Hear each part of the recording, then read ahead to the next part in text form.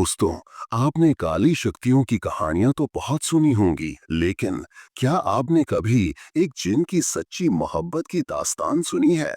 मेरी और नूर की कहानी एक ऐसी मोहब्बत जो दो दुनियाओं की दीवारों से टकराकर हमेशा के लिए अधूरी रह गई। जब मैंने वो पुरानी खूबसूरत किताब खोली, मैंने अनजाने में एक जिन को आजाद कर दिया। वो जिन जो इतना हसीन था, इतना ताकतवर।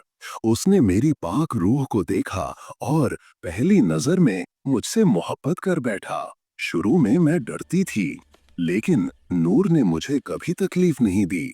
वो मेरे कमरे में सिर्फ मीठी खुशबू के साथ आता, और जब मैं रोती थी तो हवा के झोंकों से मेरे आंसू पोंछता। मुझे हर पल महसूस होता था कि कोई है जो मुझे दुनिया की हर बुराई से बेपरवाह होकर चाहता है।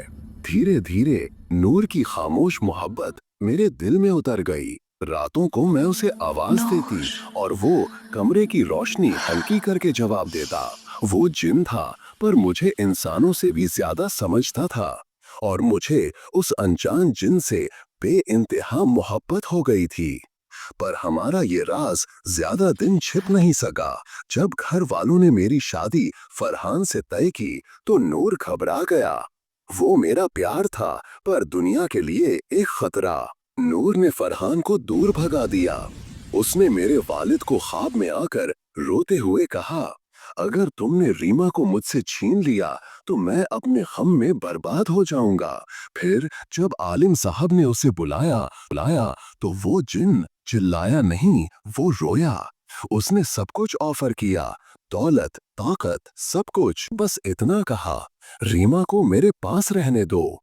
उस वक्त मेरे सामने दो रास्ते थे, नूर की मोहब्बत में हमेशा के लिए कैद रहना, या उसकी मोहब्बत को छोड़कर अपनी आजादी चुनना।